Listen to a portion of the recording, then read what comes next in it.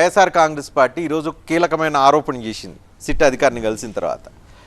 ఏంటి అని అంటే భారతీయ జనతా పార్టీ ఎన్నికలు జరగడానికి ముందు ఒక కంప్లైంట్ చేసింది, కొంతమంది అధికారులు అధికార పార్టీకి తొత్తులుగా వ్యవహరిస్తారు, వీళ్ళందరిని మార్చమని. ఆ మార్చిన ప్రాంతాల్లోనే దాడులు జరిగినాయి. అంటే మార్చిన అధికారులు ప్రతిపక్షానికి అనుకూలంగా లేకపోతే మీకు అనుకూలంగా పనిచేసేలాగా ఉన్నారు అనేది వైఎస్ఆర్ కాంగ్రెస్ పార్టీ ఈరోజు వెళ్ళి కంప్లైంట్ ఇచ్చిన పరిస్థితి కనిపిస్తుంది. మీ రియాక్షన్ ఏంటి? రజనన్న, మీకు విష్ణు గారికి పుల్లారావు గారికి నమస్కారాలు. దొంగే దొంగ దొంగ అన్నట్టుంది ఈరోజు అధికార పార్టీ మాటలు వింటూ ఉంటే. ఎందుకంటే అధికారులతో అధికారంలోకి రావాలని చెప్పి అనుకుంటున్నారా మాకైతే అర్థం కావట్లేదు ఈరోజు. కానీ ఇప్పుడు అధికారులు ఈ ఎన్నికల్లో అధికారులు మొత్తం ప్రధానంగా పోలీసులంతా ప్రతిపక్షానికి అంటే తెలుగుదేశం, బీజేపీ, జనసేనకు అనుకూలంగా పనిచేశారని వైఎస్ఆర్ కాంగ్రెస్ పార్టీ ఆరోపిస్తుంది. దానికి ఎగ్జాంపుల్ చెప్తాను. మీరు ఎన్నికల బీజేపీకి ఎన్నికల కమిషన్కి ఫిర్యాదు చేసింది. పాలరాజు గుంటూరు ఐజీని మార్చారు. అనంతపూర్ ఎస్పీని మార్చమని చెప్పారు. రజన్ను ఆయన మార్చారు, కొత్త ఆయన్ని పెట్టారు, అక్కడ గొడవలు జరిగినాయి. తర్వాత పల్నాడు ఎస్పీ రవిశంకర్ రెడ్డిని మార్చమని అడిగారు, మార్చారు, అక్కడ గొడవలు జరిగినాయి. తర్వాత తిరుపతి కలెక్టర్ని మార్చమని చెప్పారు, లక్ష్మీషాని మార్చారు, తిరుపతిలో గొడవలు జరిగినాయి. ఇట్లా ఏవైతే ప్రధానంగా మీరు మార్చమని అడిగారో ఆ మార్చమని చోట్ల ఎక్కువ చోట్ల గొడవలు జరిగినాయి. దట్ మీన్స్ అక్కడ అధికారులు మీరు ఇన్ఫ్లుయెన్స్ చేశారనేది ఇప్పుడు వైఎస్ఆర్సీపీ నుంచి వస్తున్న ఆర్గ్యుమెంట్. దాదాపు 23 మంది అధికారుల్ని మార్చాలి, అధికార పార్టీ తొత్తులుగా పనిచేస్తున్నారు. ఈ 5 సంవత్సరాల కాలంలో ఆంధ్రప్రదేశ్లో ఐపీసీ సెక్షన్లు పనిచేయట్లేదు, వైసీపీ సెక్షన్లు పనిచేస్తున్నాయని చెప్పి మేము అధ్యక్షురాలుగా లేదు.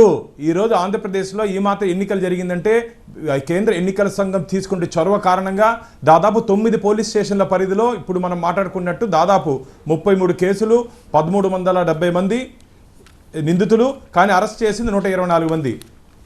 అంటే ఇది బీజేపీ తెలుగుదేశం తప్పు వాళ్ళు చేసి మసి మాకు సెట్ అన్నా, తప్పు వాళ్ళు చేసి మసి 22 కేసుల్లో ఇప్పటి వరకు మొత్తంగా అరెస్ట్ అయిన వాళ్ళు 100 మంది కూడా లేరు. ఇంకా దాదాపు 600 మందికి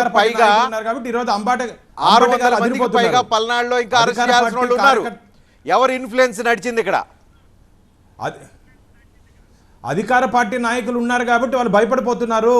దీంట్లో అధికార పార్టీ నాయకులు, కార్యకర్తలు ఉన్నారు. మొత్తం ఈ రోజు ఆంధ్రప్రదేశ్లో జరిగినట్టు గొడవల్లో అధికార పార్టీ నాయకులు ప్రోత్సహించి పంపించుంటే కార్యకర్తలే కాబట్టి వాళ్ళ కార్యకర్తలను అరెస్ట్ చేస్తున్నారు, వాళ్ళ కార్యకర్తల మీద కేసులు పెడుతున్నారని చెప్పి భయంతో ప్రతిపక్షాల పార్టీల మీద నెడుతున్నారు.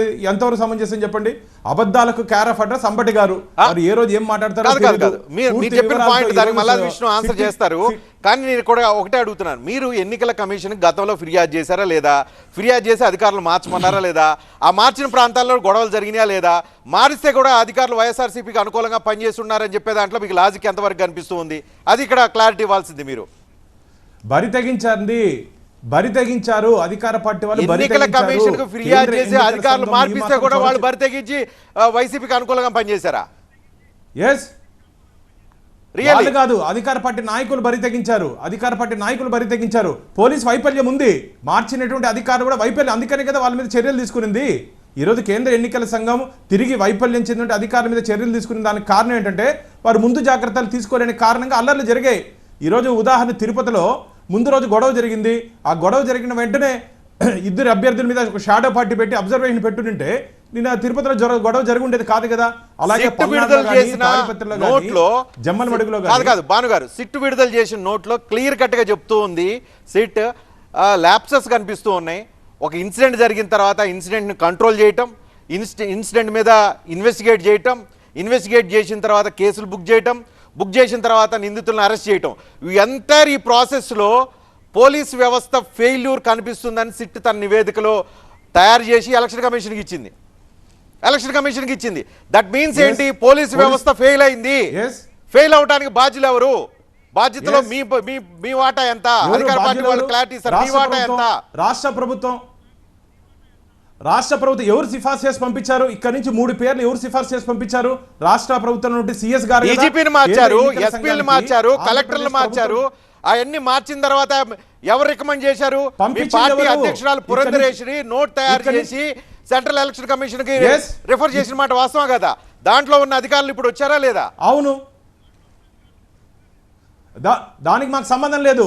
ఈరోజు భారతీయ జనతా పార్టీ మా అధ్యక్షురాలు రాష్ట్రంలో జరుగుతుంటే అన్యాయాల మీద వీరు కానీ ఉంటే నిష్పక్షపాతంగా ఎన్నికలు జరగవు, ప్రజాస్వామ్య పద్ధతిలో ఎన్నికలు జరగవు కాబట్టి వాళ్ళ మీద మేము ఫిర్యాదు చేసాం. ఎస్, ఫిర్యాదు కారణంగా దాంట్లో కొందరు అధికారులు మార్చారు, మేము అందరినీ మార్చమన్నాం, కొందరు అధికారులు మార్చారు.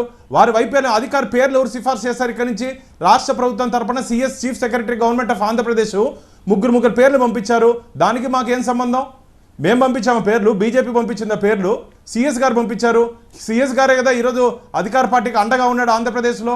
వారినే మార్చాలని చెప్పి మేము ఫిర్యాదు కూడా చేశాము. కాబట్టి ఇది పూర్తిగా ప్రభుత్వంతో అధికార పార్టీ కుమ్మక్కై ప్రతిపక్ష నాయకుల మీద విమర్శలు చేస్తూ ఉంది. దీంట్లో ప్రజలు నమ్మే పరిస్థితి లేదు. ఖచ్చితంగా ఇదంతా అధికార పార్టీ ఆడుతుంటే డ్రామాగా మేము భావిస్తున్నాం. సో ఈసీ ఫెయిల్ అయిందంటారా? మీరు చెప్పిన దాని ప్రకారం ఎలక్షన్ కమిషన్ ఫెయిల్ అయింది. ఎలక్షన్ కమిషన్ కూడా వైఎస్ఆర్సీపీ తొత్తుగా పనిచేసింది. ఎలక్షన్ కమిషన్ ఫెయిల్ కాదు, ఇక్కడ పోలీస్ వ్యవస్థ ఫెయిల్ అయింది. పోలీస్ వ్యవస్థకు సంబంధించిన అధికారుల నియామకం ఎలక్షన్ కమిషన్ ఆధ్వర్యంలో ఉన్న సిఎస్ చేశారు. సిఎస్ ముగ్గురు అధికారులను పంపిస్తే సెలెక్ట్ చేసింది ఎవరు? ఈసీ. సో ఈసీ ఫెయిల్ అయిందని చెప్పదలుచుకున్నారు మీరు భారతీయ జనతా పార్టీ నుంచి? ఛాన్సే లేదు, ఈసీ ఫెయిల్ అయిన ప్రసక్తే లేదు. ఇక్కడ పోలీస్ మిగతా ప్రాంతాల్లో బాగా జరిగాయి కదా, మిగతా ప్రాంతాల్లో బాగా జరిగింది కదా, మిగతా ప్రాంతాల్లో బాగా జరిగింది కదా. తప్పులు జరిగిందని ఐడెంటిఫై చేసింది, ఎస్పీలు ఫెయిల్ అయ్యారని సిట్ ఐడెంటిఫై చేసింది, అక్కడ సీరియస్ ఇన్వెస్టిగేటివ్ లోపాలు జరిగినాయని. ఎస్, ఇది పోలీస్ అధికారుల వైఫల్యంగా మేము భావిస్తున్నాం. ముందు చూపు లేకుండా ముందు జాగ్రత్త చర్యలు తీసుకోలేని కారణంగా ఈరోజు ఉదాహరణకి వాళ్ళు షాడో పార్టీ పెట్టుండి క్యాండిడేట్స్కి కానీ షాడో పార్టీ పెట్టుంటే ఈ అల్లర్లు తగ్గుండేది కదా. ఒక ఎస్పీగా వాళ్ళ కింద ఎంతమంది మెన్ ఉంటారు? ఎందుకు జాగ్రత్తలు తీసుకోలేదు కాబట్టి వారి మీద ఛార్జెస్ కూడా ఈరోజు ఫ్రేమ్ చేయాయి. వారి సర్వీస్లో చాలా ప్రాబ్లం. అది అధికార పార్టీకి అండగా ఉన్న కారణంగా వారి సర్వీస్ రికార్డులో కూడా చాలా బ్లాక్ మార్క్ పడుతుంది. అది వారి మీద ఎంక్వైరీ కూడా జరుగుతుంది. ఎందుకు మౌనంగా ఉన్నారు, చర్యలు తీసుకోలేదు? మేము మళ్ళీ చెప్తున్నాం, కొందరు పోలీస్ అధికారులు అధికార పార్టీతో కుమ్ముక్కై డ్రామా ఆడుతున్నారు. దీన్ని ప్రతిపక్ష పార్టీ నాయకులపై మసిపూస్తున్నారు. దీన్ని ప్రజలు ఎవరు నమ్మే పరిస్థితులు లేరు.